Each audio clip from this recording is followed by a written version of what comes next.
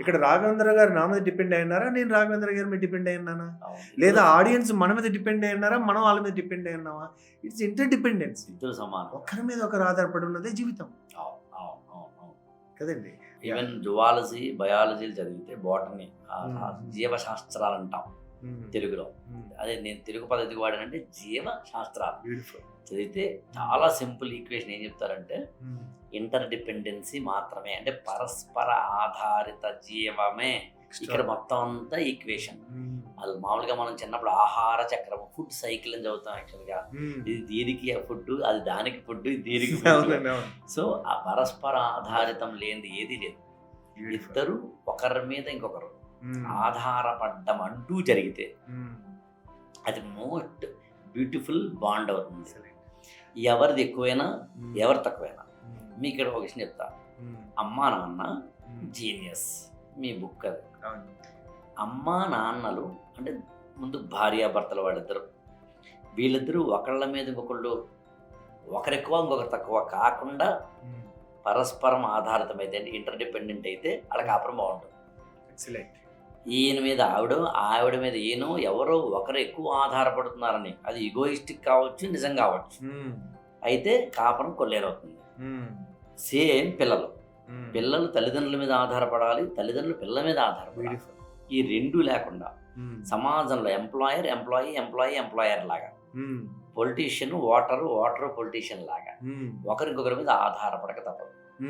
అమ్మా నాన్న జీనియస్ అంటే పిల్లలు బాగా ఎదగాలి అంటే ముందు అమ్మా నాన్న బాగుండాలి, కాపురం బాగుండాలి.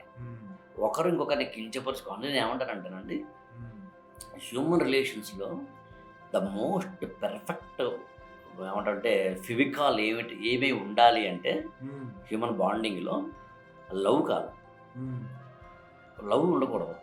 ఉండొచ్చు, నాకు అభ్యంతరం లేదు, కానీ బెస్ట్ ఫిజికల్ కాదు అది. ఎఫెక్షన్ కాదు.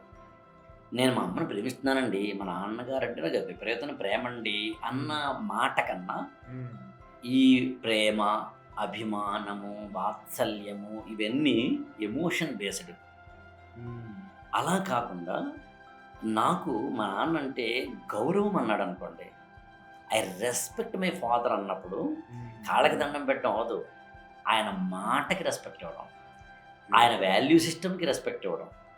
అందులో హ్యూమన్ బాండింగ్లో అది ఎవరైనా సరే, ఫ్రెండ్షిప్ అనండి, అంటే ఇద్దరు మిత్రులు అనండి, లవర్స్ అనండి, లేకపోతే ప్రేమ కంటే గౌరవమే గొప్పది. బ్యూటిఫుల్. ప్రేమ, అభిమానము, వాత్సల్యము కన్నా అవన్నీ మీరు ఇందాకని చెప్పినట్టుగా డిపెండబిలిటీ. ఎవరు అంటే త్రాసు ఇలా ఒకవైపు అయిపోతుంది.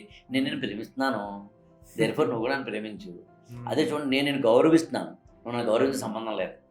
నేను గౌరవిస్తున్నాను అన్నప్పుడు ఒకరికి ప్రేమ ఎక్కువైపోతే అవతల వాడిని హింస పెట్టడానికి ఇంకేం అక్కర్లేదు కదా. అసలు ఈ ప్రపంచంలో అతిపెద్ద హింస ఏదైనా ఉందంటే ప్రేమించబడమే. అది గౌరవించబడితే నేను మా ఆవిడని గౌరవించడం జరిగితే, మీరు చెప్తుంటే అనిపిస్తుంది ప్రేమించడానికి ఖర్చు లేదు, ఏం చేయక్కర్లేదు. బట్ గౌరవిస్తే that must be shown in your actions. అవును. ఇంకోటి, ప్రేమిస్తున్నప్పుడు వీఆర్ గివింగ్ అండ్ ఎక్స్పెక్టింగ్. గౌరవిస్తున్నప్పుడు నేను నిన్ను గౌరవిస్తున్నాను, ఎక్స్పెక్టేషన్స్ లేవు.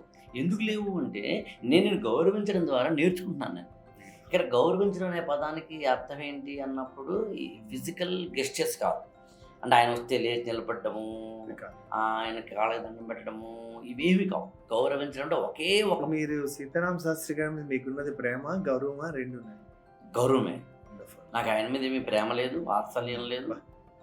చాలా ఖరీదు కావాలి. ఇంకోటి కూడా చెప్తున్నాను, ఆయన కనుసన్నల్లో, కనుచూపుల్లో, ఆయన యొక్క గుడ్ బుక్స్లో, ఆయన యొక్క మామూలుగా పదం అడేస్తున్నాను ఇక్కడ, క్వార్టరీలో ఉండాలని ఎప్పుడు కోరుకోలేదు. నేను ఉండాలని కోరుకోలేదు.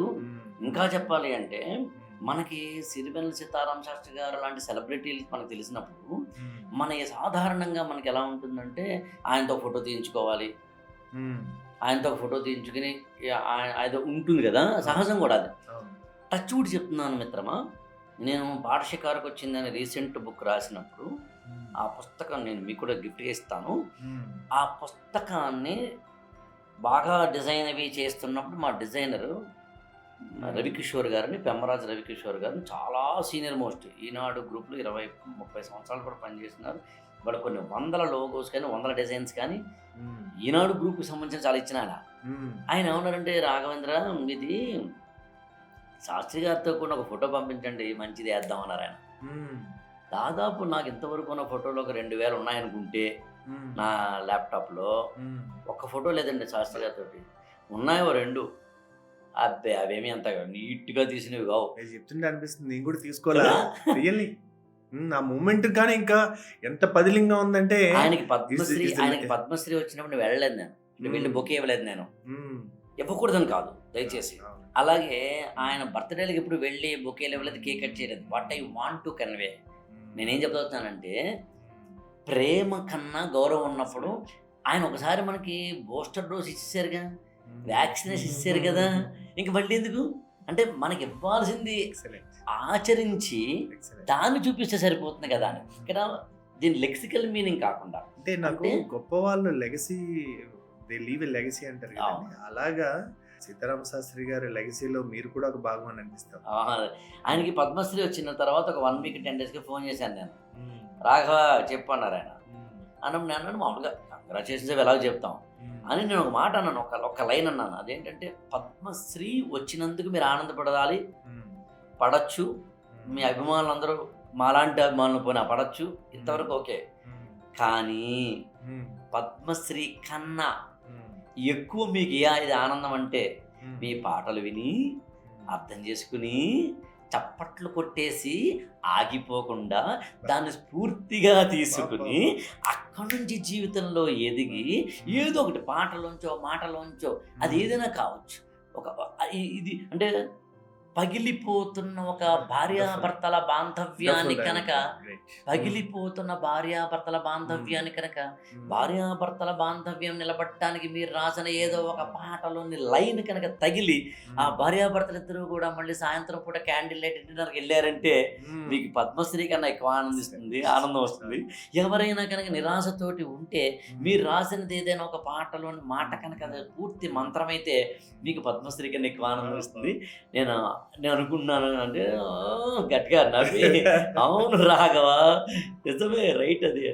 అందుకు నేను మీరు పద్మశ్రీ వచ్చినా రాలేదండి. మీరు చెప్తుంటే ఆయన మాటలు నా ఉపన్యాసాల్లో ఎన్నిసార్లు వాడుంటానంటే అసలు ఇప్పటికీ కూడా వాడుతూ ఉంటాను. ఎందుకంటే ఆయన ఒక మాట అంటారు, ఆసక్తి ఎక్కడ ఉందో ఆ శక్తి నీకు అక్కడ వస్తుంది. అంతే. ఈ మాట సరే కదా కదండి. అంటే ఆల్బర్ట్ ఐన్స్టీన్ గారిని how did you become genius అంటే, I'm not genius but I'm curious, that is how I became a genius అన్న దానికి తెలుగులో అంత గొప్పగా చెప్పగలిగినటువంటి, ఇంకా సింపుల్ గా ఆసక్తి ఎక్కడుందో ఆ శక్తి.